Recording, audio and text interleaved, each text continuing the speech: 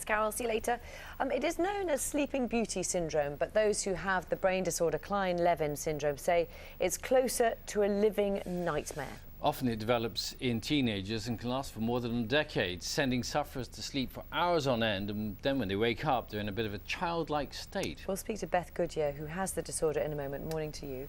First, though, Diane Oxbury explains how it affects Beth's life.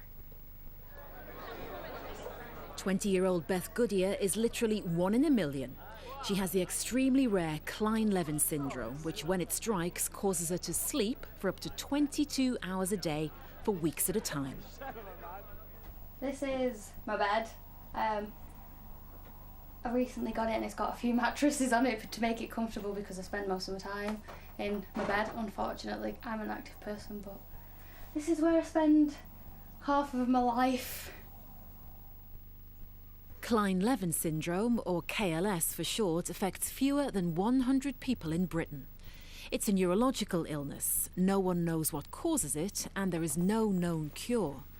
Because it typically starts in adolescence, it's been dubbed Sleeping Beauty syndrome. Are you being shy? Yeah, you okay?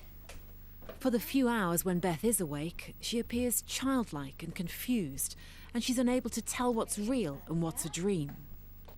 Beth's entirely dependent on her mum, Janine, who's had to give up work to care for her.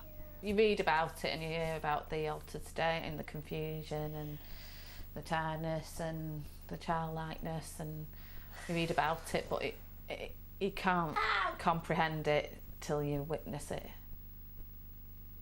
And Beth and Janine are with us here now. Good morning. Good morning, both. Very strange condition you have, but also it's terribly difficult because your life is in effect on hold, isn't it, really? Definitely, because the onset of the illness for most people is adolescent. It's the age where you're like starting to do things with your life, like college, university, jobs, basically finding out who you are.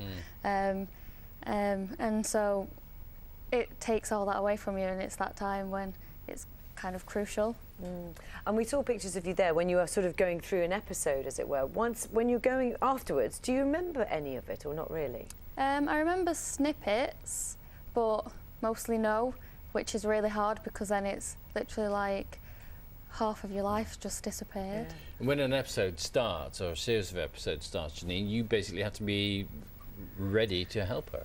Yeah, she needs 24-hour care. Like you saw, she becomes very childlike and very confused. She has something called derealisation, which means she can't work out what's real and what's not. She'll often say, am I dreaming or am I dead?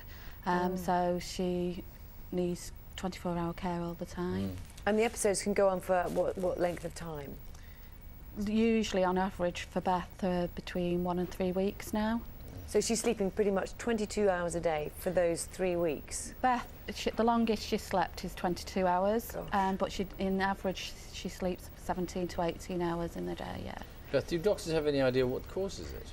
They know it's like what part of the brain causes it, which is the thalamus, but they don't actually know why, so then there's no medication for it or anything because they don't know what causes it, so they don't know how to fix it.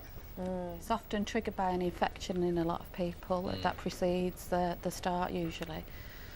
And when it first started, I mean, you wouldn't have known what it was, so did you think she was just being like a sort of pretty, I don't know, kind of extreme version of a teenager, for example, that you're sleeping a lot? For a very short time, what happened is she had tonsillitis, and then she went back to college, got better, went back to college, and after that she was coming home from college just totally tired all the time, needing to go to bed. And then one day, about 2 weeks after this, she fell asleep on the sofa, and when I went to wake her, I couldn't wake her, and when I eventually stirred her, she was babbling nonsense and hallucinating, and it was then that I knew something. For you. It was very frightening at that time. How long are the gaps between the episodes?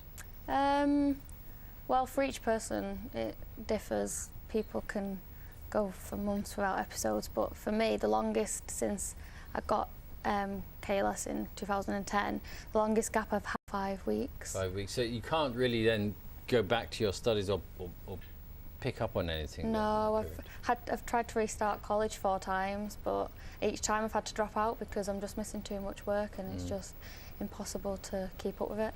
Can you talk to other people who have the syndrome? Does that help? It really helps. There's groups on like Facebook and stuff, and it's been such a big help to like. And there's a charity called KLS Support UK, and they organise a conference each year and do a lot of work. But I suppose in a way the difficulty is because not that many people get it. Is there much research done into it? No, no. Basically, they do try. The Stanford University in the States is the only place that I know of that are currently researching. And I know some doctors over here sometimes ask for funding for the research, but it's really hard to get. And what the chances are that, from what they've seen, it will eventually go away? Hopefully, normally it lasts for about 10 to 15 years. Which is a long time in your lifetime, isn't it? Yeah, considering like I got it when I was nearly 17, so. How do your friends react?